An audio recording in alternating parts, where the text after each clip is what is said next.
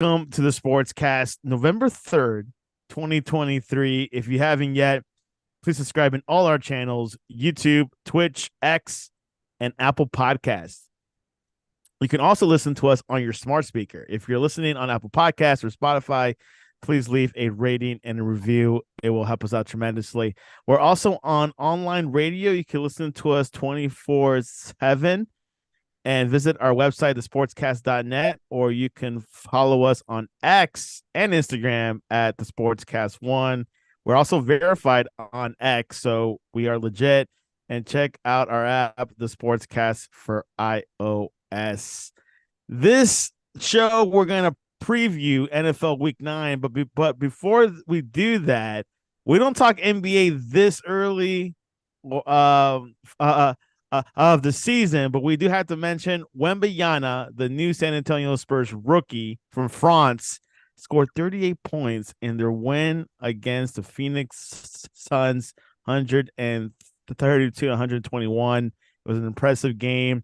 Join us, Ryan, Christa. Welcome back to the Sportscast. Santiago, it's good to be here. Happy Friday, everybody. And football Friday, in fact. So, yeah, before that, get ready to talk football. Yeah, Wembanyama has been impressive here in his first couple weeks in the NBA for the Spurs. Yeah, he seems like the first couple of games he was kind of hit or miss. I think they controlled his minutes, but the last couple of nights really comes in his own, and you can kind of see what all this talk about him was. And he's definitely a generational type player at his size. And once I think he adds a little bit more muscle. Ryan, we lost you for a bit. Are you still there? Ryan is in the Rosa Rochester. They don't have Verizon. I think they do have Verizon, but the week is they put the best cell phone towers in Buffalo, New York. Ryan, if you're still there, oh, there you are. You can hear me. I hear you. You heard my reference about Buffalo has the best reception, don't they? Yeah, this is probably more of an issue. I'm out here in the Finger Lakes issue here. Down here doing some work here down. We call it, but yeah, hopefully it won't be hit or miss. I hope not. But you were saying about Wembanyama, this bright kid. Yeah, he's been this he's year. Definitely, yeah. You've never seen him play. He's definitely,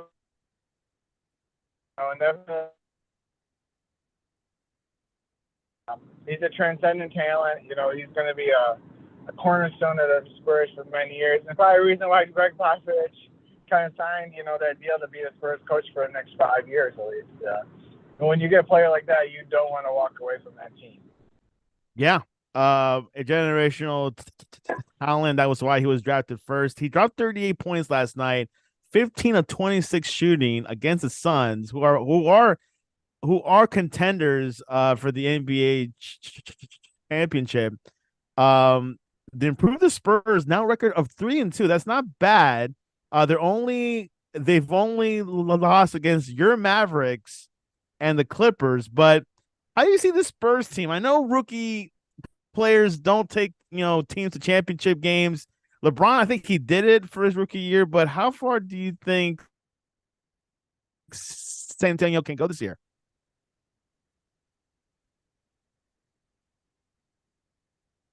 Ryan is in the dead spot for real.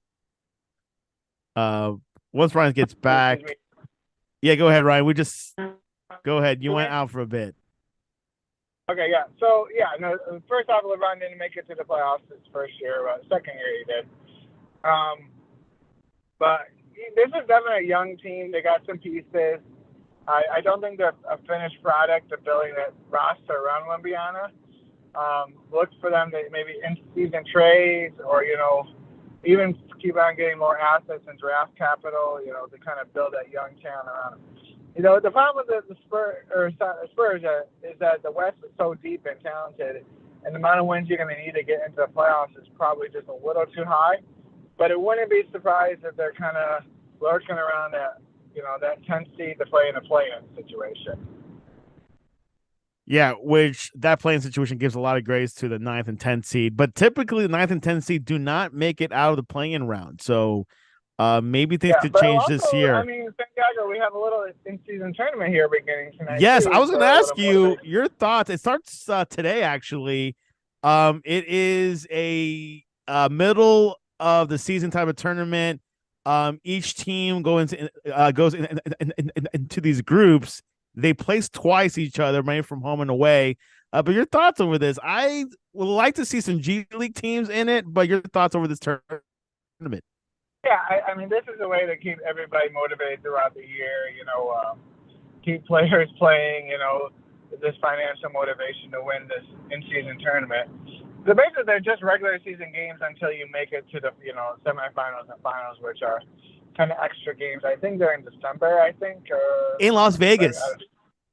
Yeah, it's in Las Vegas. But anyways, just the semifinals and finals is additional games. Like tonight, I mean, we got the Mavericks and Nuggets 4-0 for two teams are 4-0. But this game is much more because it's the first game in this in-season tournament. So I'm really interested to see, how teams,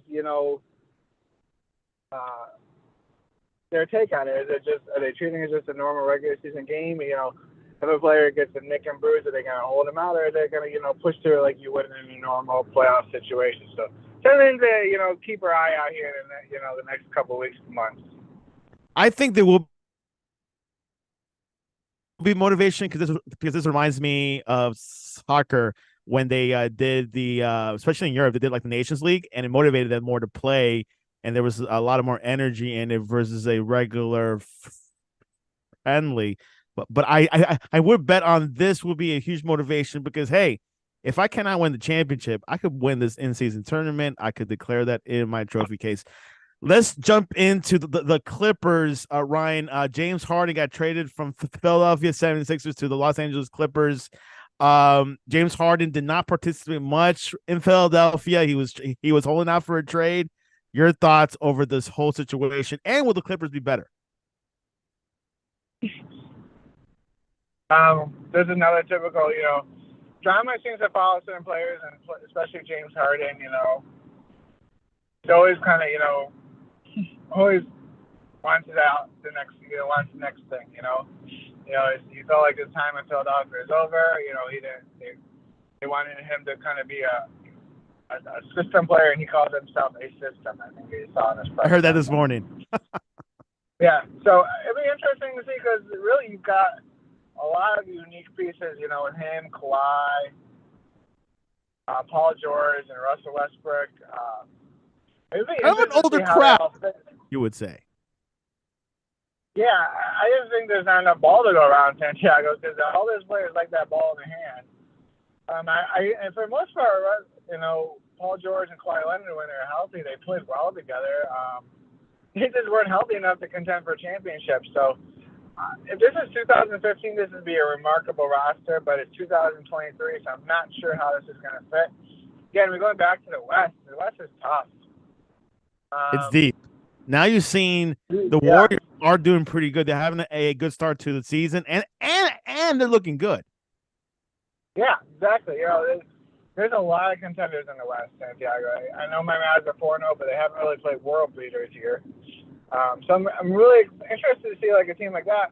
But my Mavs is that, I mean, Kyrie's only played 2 games. He's barely played him and Luka even the last year and a half together. So let's just see how this is going to work. They signed this long-term contract, but I don't know. There's a lot of, in that first couple weeks, you've seen the ask more questions, you get answers too. So it's a marathon here. So we'll see how this goes. Let's go back to the trade. Where does that leave off Philadelphia? Of course, Joel Embiid is one less star in his team. They got a few picks in their trade, but what are your thoughts over the situation in Philadelphia?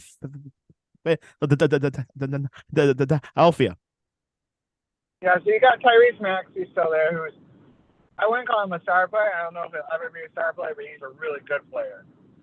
Got him and Embiid, who obviously is a superstar. Just going to be enough to keep Embiid happy there, or are they going to look to trade him before he goes off and signs? I mean, you keep on hearing one thing over and over again, and that's how much the Knicks really, really want to be because they feel like he's the missing piece. So, I mean, if the 76ers feel like they're in a rebuild again, let's just see them dump that off. But also the East, we're talking two totally different conferences. So an average team in the East, like the 76ers, I believe right now, are definitely enough to make the playoffs. So I will interested. I think they'll wait and see time and see how Embiid and team fares in the next couple weeks to kind of see how they can maneuver the situation.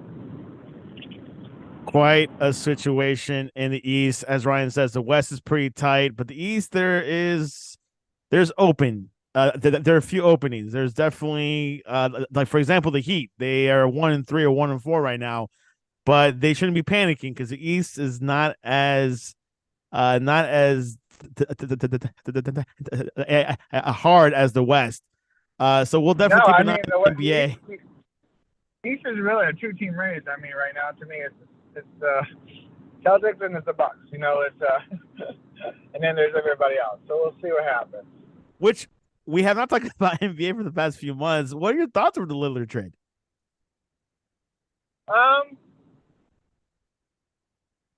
It definitely came out of blue, and I kind of, I know you wanted him down in South Beach, but this is kind of like good. He wanted out of town.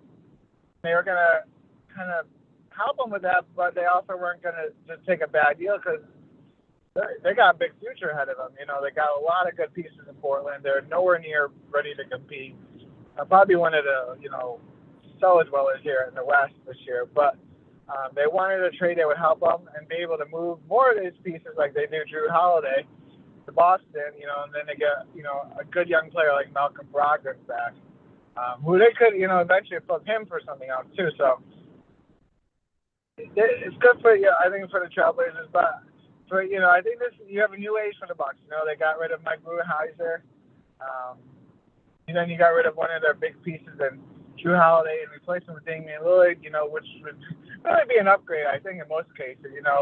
Damian is not the defender that Drew Holiday is, but he's definitely a more polished offensive player. So I'm interested to see how this goes. I watch. Obviously, it's tough, during football season to catch a lot of games, during the weekend. But they got the league pass to try to watch a different team here and there. They're not quite meshing together, Lillard and Antetokounmpo, but give it time. They really didn't have much training camp, much time, preseason, I say by All-Star break they'll kind of be hitting their stride, and I just really, to me, by then you're going to really see the force that the Celtics and Bucks are. A few days ago, there was a sports equinox where all the professional sports leagues in North America played: the MLS, Major League Baseball, NBA, and the NFL. Did you experience that one fine hour? It was pretty nice. Yeah. Only Santiago would probably include soccer in a sports equinox, but yeah. It's not included for a few pundits? Yeah, I mean, I like soccer, but it's the MLS playoffs, but I would say most people would probably say the four major sports, but yeah. I will say the MLS and NHL kind of go back and forth in the fourth best league. So it will be an argument there. Hopefully with Messi, it could hopefully surpass the NHL for good. I don't know, Santiago. We're turning into hockey. My son Cleet is playing hockey now, and that's quite the investment we made. 3 times a week. He's doing quite well at it, but so hockey's in the Christa blood, but also soccer is too. So I like them both. Last night, Thursday Night Football, the Pittsburgh Steelers defeated the Tennessee 20-16. Kenny Pickett, Ryan, threw for a 3-yard touchdown pass to Deontay Johnson with 4 minutes to go, and Pittsburgh defense turned away Tennessee rookie quarterback Will Levis twice in the last few minutes. Your thoughts over last night's game? It was cold in Pittsburgh, but what were your thoughts? Yeah, I really thought Will Levis, once the guy gave him protection, he did quite well. They kind of went away from the running game. I thought they could establish Derrick Henry a lot more in the second half. But the Steelers just kept on clawing and staying close in that game, back and forth, and they got the lead, and then, they drew the steal away, and that's just find a way to win it, picking off Levis in the end zone in the closing moments of the game. Yeah, Derrick Henry, as you as mentioned before, had 75 yards. Will Levis finished for 22 of 39 for 262 yards with an interception.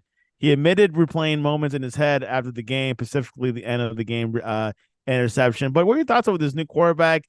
Is he the official replacement over Ryan Tannehill? That's time will tell that. I would say that, 3 and 5. You gotta be asking yourself that question if it's time to make that switch. The Jaguars aren't going anywhere. They keep on building more and more momentum. So I don't think they'll catch them. And what do you have to lose at this point? So the one that's probably really, frustrated in the sense of his time is probably over. It's probably Malik Willis in, Tennessee. And I think, they like him enough to be the backup, but we'll see about that. Yeah, it's too bad, but Malik Willis, Liberty alum, had a chance last year, but was not, but did not give enough, to start, for the Tennessee Titans. Yeah, he had his chances. But yeah, Will Levis, he's been impressive in his first 2 starts. Yeah, we'll see what happens. Well, anyways, we got week 9 among us. Are you ready to preview week 9? All right, let's start with the first game in Germany, Berlin, neutral ground. Tyreek Hill said this is his revenge game. He's ready to take on his old team, the Chiefs. Dolphins have not won the big games. They have not able to beat the Eagles, but this time they have a chance with the Chiefs, who lost against your Broncos last week. Who do you got for this game in Germany? This will be a fun game. I think it'll draw a pretty big audience here on the NFL Network early this morning, Sunday morning. I think the Dolphins get it. I think they can get enough stops. At the times I just don't think the Chiefs are, if you can stop, and I put stop hard in quotations, because I don't think you could have to stop healthy, but if you can hold them down, you got a real chance to beat the Chiefs. But at the end of the day, the other weapons besides Kelsey really don't scare you. So, and I know Patrick Mahomes is good, and he's, best, if not one of the best quarterbacks still in the NFL, but. And I do have to ask this: will we see Taylor Swift in Berlin this weekend? What was that? Will we see Taylor Swift in Germany this weekend? I don't know. We'll see, because they don't let you not know there. Exactly. So let's go to Atlanta, Minnesota. At Atlanta, Minnesota has a new quarterback, Josh Dobbs. Kirk Cousins is out for the season. He had a Achilles tendon injury. Minnesota is with a new quarterback. They got to trade through Dobbs at Atlanta, who they did not do well last week against Tennessee. Who do you have this weekend, Minnesota at Atlanta? I'm not sure if Riddler's going to start.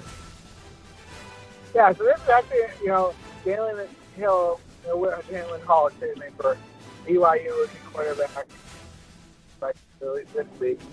And then he'll be going against former Commanders quarterback Taylor Heineke, who will get his first time for the Falcons after replacing Desmond Ridder last week.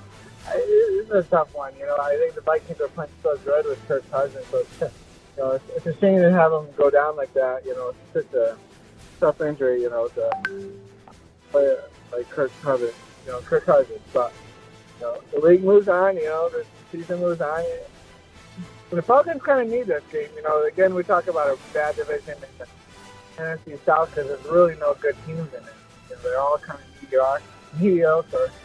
So this game would, I think that's why there's that desperation to make that move to kind of save the season, because it's right there, and that's why I'm going to go with the Falcons to win this game. Falcons wins it according to Ryan in Atlanta. Chicago visits New England. The Bears had a good game 2 weeks ago, but then they lost against the Chargers. The Saints had a big victory against Indianapolis last week. Momentum's coming in. They're going. They'll be at home. I think Ryan's going to pick New Orleans. I'm going to go New Orleans. I think they'll win this game. I think if you have a chance to win a game in the NFC South, you got to go and do that, and I think they will. Chicago is one of the worst teams in the NFL? Yeah. I think, with the kind of talking a little college football, but I feel like with what's happened with Michigan, they're so things are lining up quite nicely for Jim Harbaugh to work his way down south to Illinois next year to be the Chicago Bears head coach. No way. Ryan went there. All right. Let's go to another bad team. The Green Bay Packers are going to receive the LA Rams, who had they did not do well against the Cowboys last week. And also the Packers lost against the Vikings. Rams need some motivation. They need a more win. What's going to happen in Green Bay? Again, it's kind of desperation. Two teams are trying to save their season. Yeah, both teams kind of haven't played up to the expectations. You've seen glimpses of the Rams playing great, and you've seen glimpses of Jordan Love being good, but lately he hasn't been very good. I'm going to go with the Rams and pull this out. Puka Nacua. Cup. They got the weapons. What a combo. What a combo. The Washington Commanders almost beat the Eagles. I think they were up 14-0. They're going to visit New England Patriots, who are not looking good. They had a bad game against Miami last week.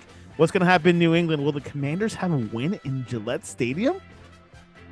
Yeah, I think the Commanders come in there and they take care of business against the Patriots. Unbelievable. Yeah, I mean, this is kind of a common theme. You're halfway through the season. You're past the trade deadline. This is your roster.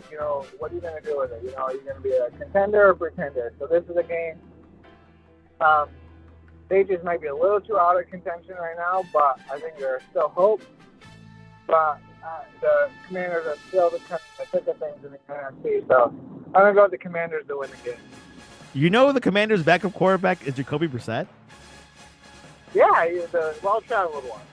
We'll see if he can get a revenge game, maybe for a couple of minutes. Yeah. Yeah, he's going to... Let's go Seattle at Baltimore. Baltimore is having a video game season. Lamar Jackson's playing one heck of a season so far. The Seahawks on top of the NFC West. Those two, Geno Smith versus Lamar Jackson. This is going to be a good game. Ryan, what do you think? Is this going to be tight or is it going to be a blowout for one of those teams? I think it will be a good game. These are two quality above-average teams. We're kind of, without saying this is not a, make-or-break game for either team, because both teams are still in pretty good position no matter what happens. But I think it's a game where I think it's important for the Ravens, because I think, with the Steelers still hanging in there, their Bengals are rising, the Browns, this is the best division of football, I believe, right now. So they definitely need everything possible. So I'm going to go to Ravens to win this game. The Ravens. The only team that's beating the Ravens in Baltimore this season is the Indianapolis Colts. Yeah, when Anthony Richardson was playing. Yeah. Now it's Minshew. Now it's not as glorified there. Tampa Bay Buccaneers at the Houston Texans. AFC South showdown. Texans lost against the Panthers last week. Gave the Panthers their first win of the season. Tampa Bay, I think they come out. They're coming back from a bye. It should be a tight game. Who do you have in Texans? In Texas. I really am a big fan of the Texans. I think I love what they're doing. The Mecco Ryans. Yeah, and CJ Stroud, works well. I know they had a tough loss against the Panthers last week. Again, this is a team that just trying to get better a little bit. I'm going to say that they learned from Austin and Panthers, Buccaneers. You got the Buccaneers winning? I have Houston winning. Yeah, Houston win. Okay, CJ Stroud. You're a fan of him, all right? Oh, yeah. I think he's a quality player. Arizona doesn't have Joshua Dobbs, but they do have a quarterback named Clayton Tune to visit Cleveland, which they don't know who will be the starting quarterback this weekend. Who do you got, Ryan? I mean, who would have? I don't think many people circled Clayton Tune versus PJ Walker in this matchup here, but that looks like what we're going to get at least one more week without Deshaun Watson. But Browns, we really don't know what's going on. A lot of mystery and intrigue. I don't know. That's questions that gotta get answered. They owe Deshaun Watson a lot of money, guaranteed money. So, I mean, PJ Walker's done well. He's kept them engaged. But they got they gotta figure out, because I mean they're right in there in this season. So we'll see what happens. But I think this team, they're Clayton Tune's first start in the NFL. I think they get the win over the Cardinals. Arizona gets the win. No loss there. Let's go Indianapolis Colts at Carolina Panthers. Will Carolina get their win number 2, or will Minshew prevail? Gardner Minshew bounces back after a tough game against Saints last week and gets the victory over the Panthers. Unbelievable. Indianapolis will get their revenge game. The New York Giants, after they could have beat the Jets, they couldn't. And the Raiders have a new coach, Antonio Pierce, after they got rid of Josh McDaniels. Las Vegas, there might be a new coach bump. What's going to happen in the city of Vegas? Kind of in the middle of the night, Monday night, they lost to the Lions. They parted, Mark Davis basically wanted to clean house. In a typical Las Vegas way, Raiders way of doing things, just at 2-3 a.m. No patience, But Josh McDaniels is the first coach to be fired mid-season by 2 different franchises. So I don't know if that's something you want to be known for, but that's. And one of them was from your Broncos. Yeah. So yeah, I was interested to see how this happened. I just think they rallied the troops, and I think Aiden O'Connor, former Purdue quarterback, big guy with a big arm, gets that victory for Las Vegas. So you say Las Vegas is going to win over the Giants? I just think the Giants are in a really bad shape right now. To be honest. Unless Tyrod Taylor starts. Yeah, I mean, Daniel Jones should be playing, but it is, I don't know. So, we'll leave it to the Jersey boys to talk about that.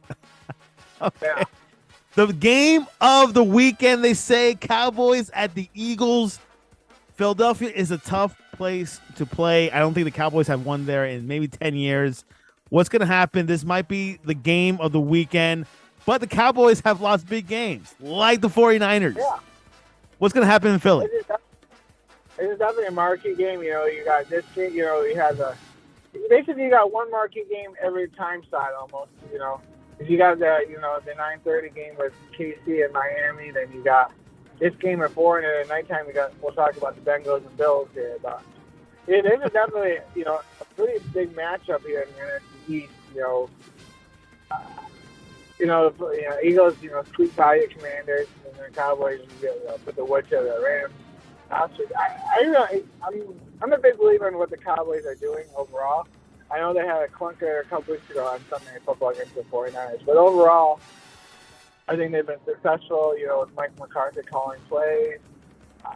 The kind of the big knock with the Cowboys offense right now, it's a ball control offense. CeeDee Lamb is, catching a lot of passes, but they're not for big chunk yards. They kind of move the ball, they're getting, first down, moving by, nickel and diming their way down the field compared to, previously, always looking for those big plays, chunk plays. But new approach. I think this is kind of help.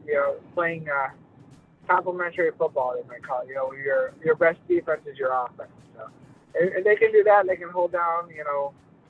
Eagles offense. It was quite dynamic. With AJ Brown and Devontae Smith last week. So I think the Cowboys will get it done on the road. No way. I cannot believe you're saying this. I think this is the time, Santiago. Dak Prescott's day and year.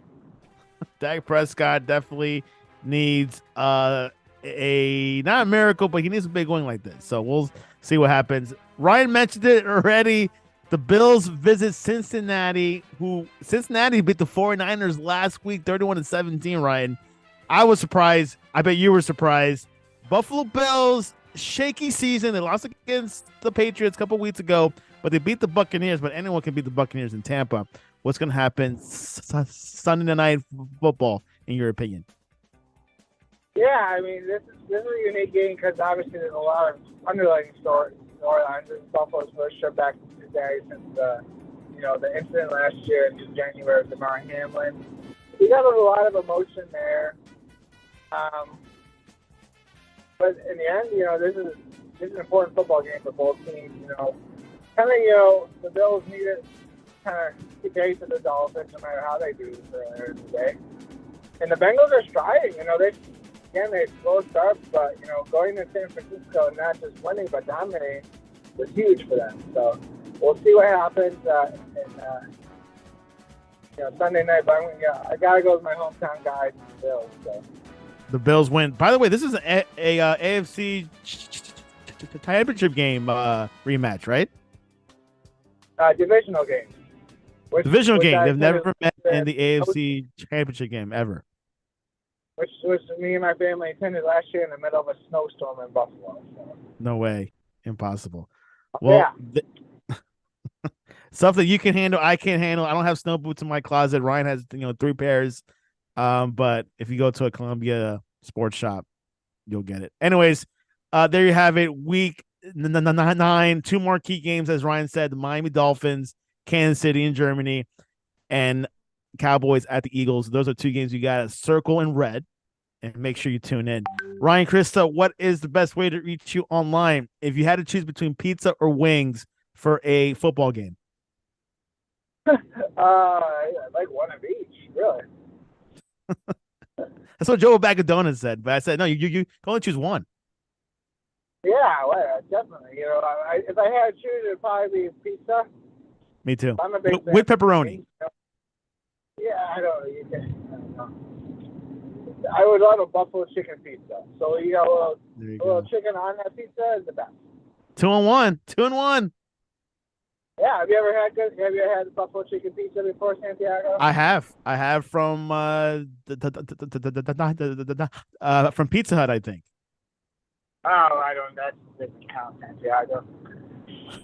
I got to go to Buffalo, right? To have some real Buffalo pizza, I guess. Yeah, definitely. Yeah, but yeah, that's one of our favorites.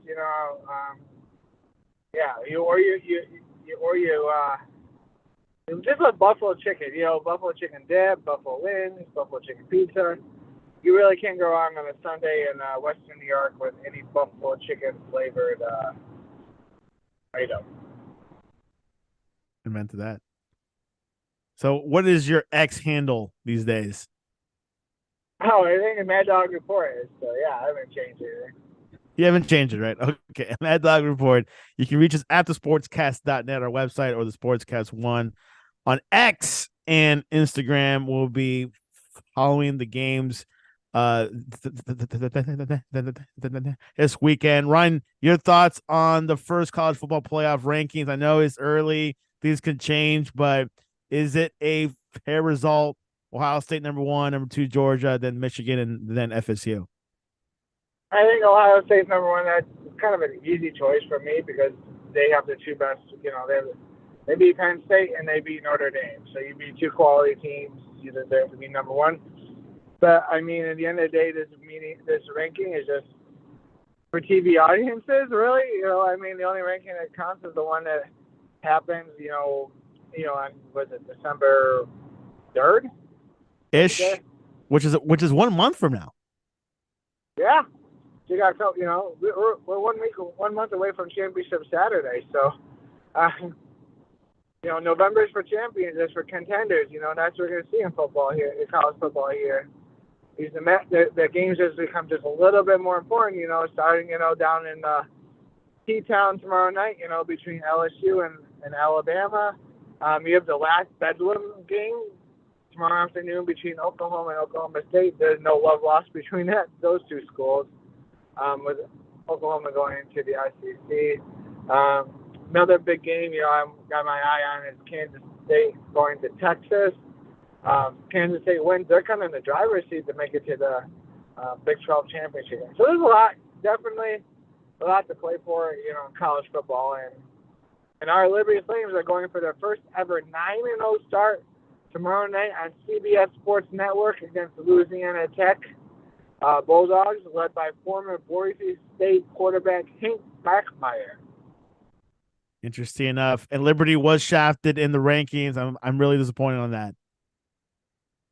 Yeah, again, college football rankings, especially the playoffs, is all about who you beat. And unfortunately, Liberty hasn't beaten anyone. Yeah, they haven't beaten, really anybody to be worthy, Basically, the biggest thing is, if you ever have fun on Twitter and you really want to see some people who don't like each other, just search, Liberty and JMU football. The fans, the constant bashing back and forth between the two teams, right? Really arguing, who's the best team in Virginia. I wish there was a flex game on that, but apparently there isn't. Anyways, before we go, I want to say congratulations to the Texas Rangers winning the World Series for the first time. Now there's only 5 teams left that hasn't won it: the Brewers, Rays, and I think the Padres won, and so on and so on. But congratulations, Texas Rangers. Had a fantastic postseason. Also regular season. They almost won their division, but couldn't. But your thoughts on Rangers beating the Arizona Diamondbacks? Yeah, so you kind of referenced my trip at the beginning of the season, baseball trip to Chicago, where I got to see the Rangers play, the Cubs. So I always like a season where I can see the eventual champions play. But also got to see Max Scherzer on that trip while he was with the New York Mets. So pretty cool there. They're just a quality organization from top to bottom. Chris Young has done a great job of really overhauling the roster, and the owner's willing to spend money. So great combo. Again, I really don't see how this team doesn't contend next year.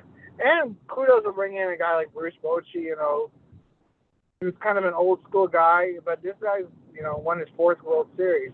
Went through it the Giants years ago, and he kind of found that fire again. Pushes the right buttons. Really handles the pitching staff. I think that, especially the bullpen, is not one that you would probably say is worthy of a World Series championship, but being able to maneuver around there and get the most out of it, just credit to Bochy and his managerial style. Well, there have it, Texas Rangers, champions of baseball. Anyways, follow Ryan Christa at Mad Dog Report. Follow us on the Sportscast One. Ryan Christa, I appreciate you coming on to the Sportscast. No problem, Santiago. Everybody have a great weekend. God bless. And this was your update.